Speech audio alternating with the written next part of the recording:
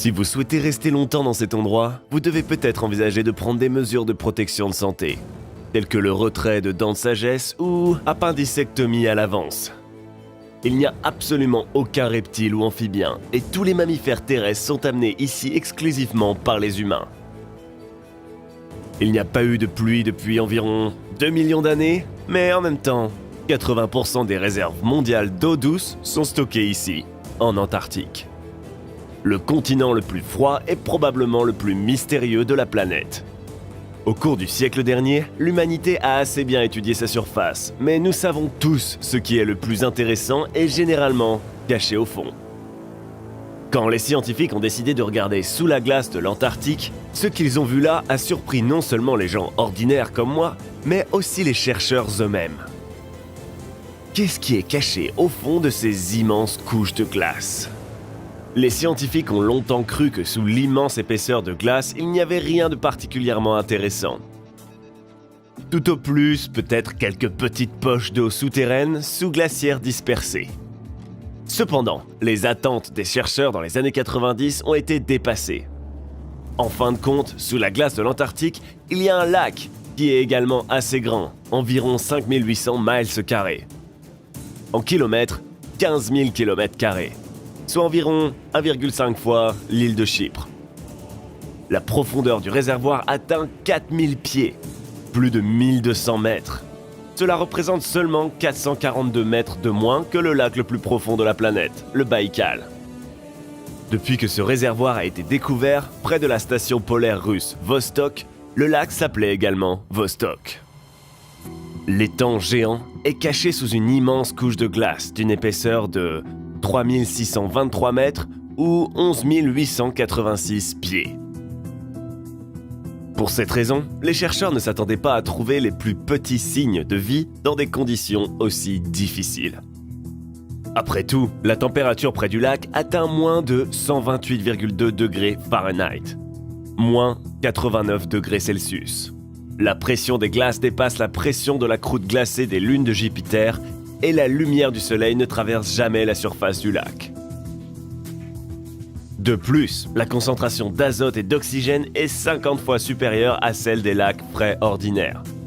Peu d'organismes vivant sur la planète Terre peuvent survivre dans un environnement aussi défavorable. Cependant, les scientifiques ont toujours réussi à trouver la vie dans des conditions aussi extrêmes. En même temps, cela ne ressemblait à rien du tout que nous avions déjà vu. Mais les chercheurs ont découvert un nouveau type de bactérie, baptisé W123-10. L'ADN de cet organisme n'est que 86% identique aux êtres vivants de la planète Terre. La raison en est que le lac a été isolé du reste du monde pendant plusieurs millions d'années. La bactérie qui s'y trouve s'est donc développée séparément de tous les organismes vivants de notre planète. Les chercheurs ont découvert par la suite qu'il y avait des traces d'environ 3500 espèces d'organismes vivants dans le lac. Ce nombre est contesté par certains scientifiques, mais le fait même de l'existence de différentes formes de vie a conduit les chercheurs à une hypothèse très importante. Comme il y a probablement de tels lacs sous la glace de Mars et le satellite de Jupiter Europe, il est tout à fait possible que la vie existe aussi dans ces endroits. À propos, Vostok est loin d'être le seul lac sous-glaciaire. Willands et Ellsworth sont deux autres grands lacs de l'Antarctique. Selon John Prisco, professeur d'écologie polaire à l'université de Montana, le nombre total de lacs de glace pourrait atteindre 400. Cependant, toutes les activités situées sous la glace de l'Antarctique ne sont pas remplies d'eau. L'un de ces endroits est situé sous les glaciers de Mary Bird Land. Il s'agit de la dépression de Bentley, qui est le point continental le plus profond de la planète, qui ne soit pas rempli d'eau liquide, à environ 2540 mètres au-dessous du niveau de la mer. Des découvertes similaires ont été faites à l'aide de capteurs spatiaux, qui ont balayé le relief de l'Antarctique dans les deux sens. En fin de compte, la glace est distribuée de manière très inégale. La glace de l'Antarctique orientale est légèrement plus épaisse de 40 à 48 km, 25 à 30 miles, et dans la partie occidentale du continent, l'épaisseur de la glace est comprise entre 19 et 35 km, ou 12 et 22 miles. Cette hétérogénéité est due au fait que sous la glace de l'Antarctique orientale se cache tout un cimetière constitué des vestiges de l'ancien supercontinent Gondwana. Les scientifiques appellent ces restes des cratons, qui sont les noyaux rocheux stables des continents qui ont survécu à des centaines de millions d'années d'activité tectonique destructive de la Terre. Il existe au moins 3 cratons de ce type en Antarctique orientale. L'une d'elles ressemble beaucoup au rocher australien, la deuxième de l'Inde, la troisième au fond marin. Peut-être que ces fragments étaient réunis il y a 1 milliard d'années lorsque le supercontinent Rodinia s'est formé, ou il y a 500 millions d'années avec l'avènement de Gondwana. En tout état de cause, les cratons faisaient partie des continents qui se sont formés après l'effondrement de Gondwana il y a 160 millions d'années. Les scientifiques n'ont pas limité leurs recherches aux observations extraspatiales et ont décidé de percer un trou afin d'approfondir leur connaissance des secrets de l'Antarctique. L'équipe de recherche a utilisé une perceuse spéciale de 60 cm, 2 pieds, avec de l'eau chaude. À l'aide de cet outil, les scientifiques ont pu, après 63 heures de fonctionnement continu, forer un trou d'une profondeur de 2152 mètres, 7060 pieds.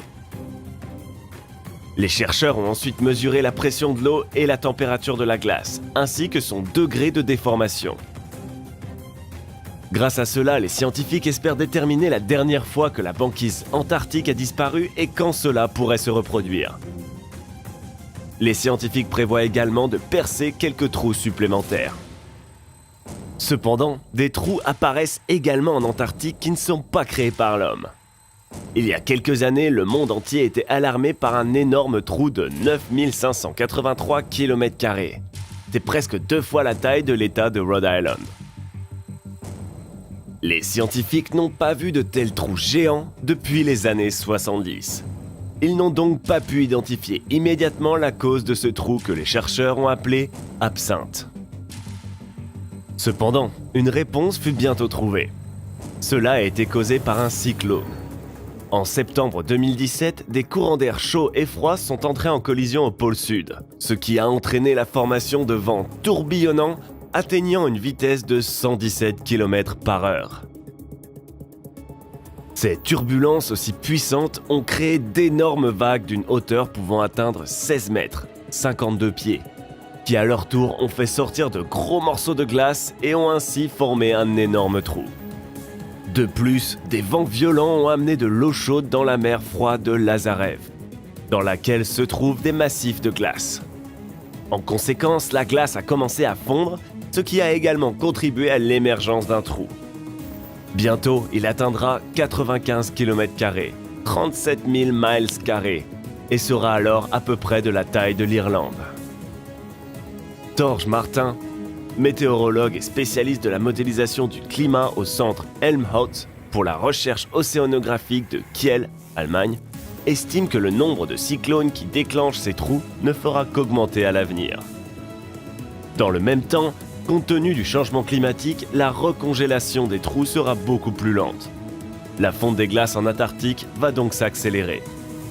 Cependant, Diana Francis, spécialiste du climat atmosphérique, estime qu'il ne faut pas en avoir peur. Au contraire, la formation de tels trous favorise une meilleure circulation entre l'océan et l'atmosphère, et pour les animaux de l'Antarctique tels que les pingouins ou les phoques. Cela ouvre de nouvelles sources de nourriture.